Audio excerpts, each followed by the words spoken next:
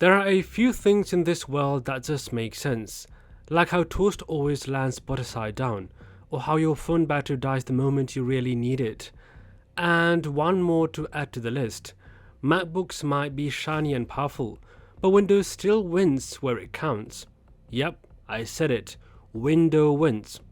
I don't care how many commercials show off MacBooks with their floating screens and chirpy video editors slicing through Final Cut Pro like it's warm butter.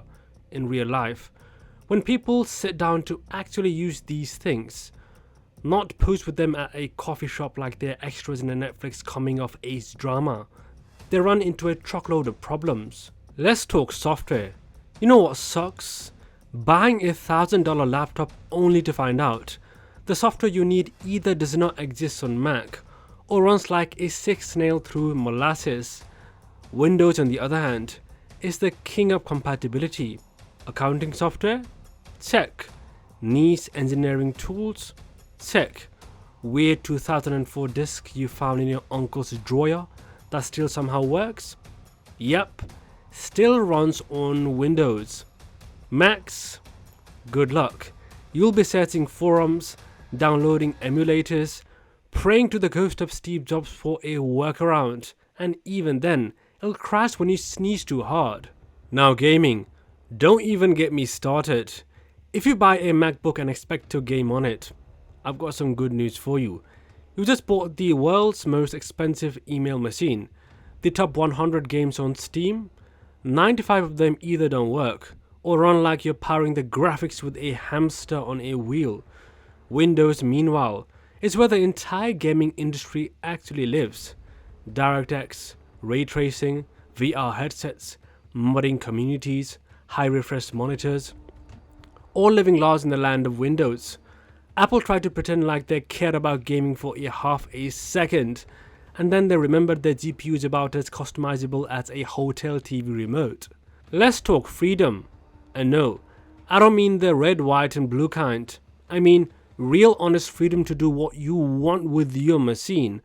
Windows lets you build your own rig, swap parts, add RAM, change your graphics card, install 30 different browsers, download files from wherever, and basically turn your PC into whatever Frankenstein beast you want. Macs, you get what Apple gives you. You want more RAM? Should have paid for it upfront, buddy, because that RAM is soldered tighter than a toddler's fist around a cookie. Want more storage? Too bad. Want to plug something in? Hope you've got a dongle collection the size of a car key rack. And don't even bring up repairability. If something breaks on a PC, chances are you can fix it yourself, or take it to that guy you know who wears socks with sandals and lives in a house full of spare fans and thermal paste. If something breaks on a Mac, you're marching into an Apple store where a genius bar guy with a nose ring and a superiority complex will charge you half the cost of a new laptop just to unscrew the case. Apple does not want you fixing things, they want you replacing them, preferably with the latest model that just dropped yesterday. Then there is the price. MacBooks are expensive, like absurdly expensive. You want a machine with 16GB of RAM and 1TB of storage? That is gonna be your entire paycheck. Meanwhile, in the land of Windows, you can get something that does 90% of the same thing for half the price, and you will still have enough left over to buy a decent monitor, a mechanical keyboard, and maybe even dinner that isn't instant noodles. Oh, and here is another thing that no one talks about: AI tools. We're living in a time where people are training models, running AI art generators, using local LLMs, and building wild things with GPU acceleration. Windows? No problem. It's got full support of CUDA, TensorFlow, and all the nerdy tools people use to bend the matrix to their will. MacBooks? Apple will throw in a neural engine and pat itself on the back.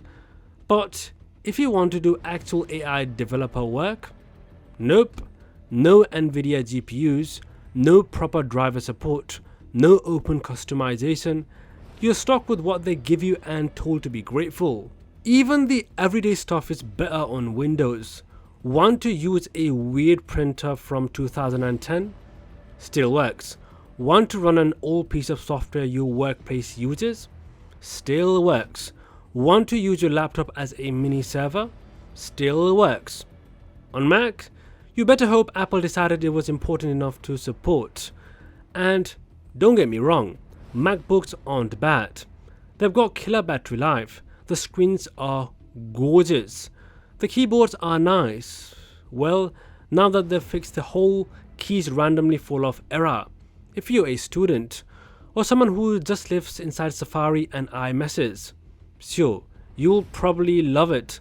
But the moment you try to push beyond that little apple-shaped walled garden, you're in for a rough ride. Even customization. Don't make me laugh.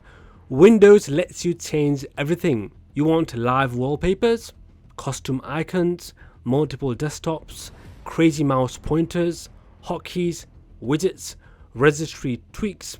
Have at it. Mac OS is like showing up to a party where everyone has to wear beads and no one's allowed to dance. And let's talk about updates. Windows updates are annoying, sure, but at least you can delay them, skip them, and then roll them back. Mac OS updates? Mandatory. You have to do it. You blink, and suddenly your software is outdated because Apple said so. That's not freedom. That is basically tech tyranny with a smile and a fancy logo. Now let's talk ports. A MacBook gives you 2 USB-C ports and an attitude. Want HDMI? Better buy an adapter.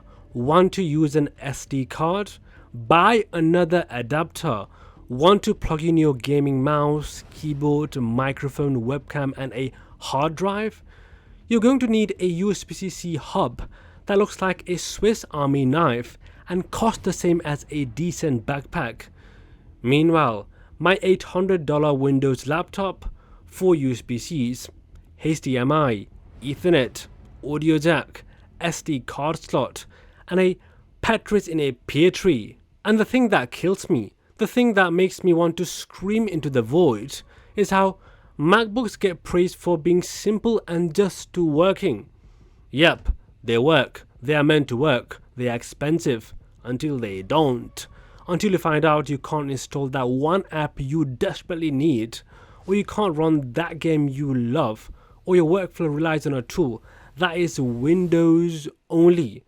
Then suddenly that polished, pretty machine becomes a very expensive paperweight. It's like buying a Lamborghini but finding out it only drives on one road, at one speed, and only if it's sunny. Meanwhile, Windows is a beat-up Toyota with duct tape on the mirror that still gets you to work, holds your groceries, and lets you crank up the AC while listening to Spotify. And you know what's wild? People still treat switching to Mac like some kind of lifestyle upgrade, like they're moving from a budget airline to first class. But once that honeymoon phase wears off, reality sets in. You realize half your stuff does not work. You realize you're locked into Apple's world whether you like it or not. You realize that repairing or upgrading anything is basically illegal. You realize your powerful machine is being babysat by Apple's software rules and guarded like a paranoid prison warden. MacBooks are sleek, no doubt. They are cool, they look good in the movies. But when it comes to doing actual stuff, real everyday stuff, Windows machines pull ahead every single time. They are messy, they are loud, they are flawed, but they're also open, flexible, affordable, repairable, and everywhere. And that's why Windows still wins, regardless if you like it or not. Not because it is prettier, not because it is trendier, but because it lets people actually use the machines the way they want to. Anyway, that's all I've got for today. Go hug your clunky old ThinkPad. Tell your custom built gaming rig you love it. And if someone hands you a MacBook, smile politely and go install Windows on it. If it lets you, that is. Peace out.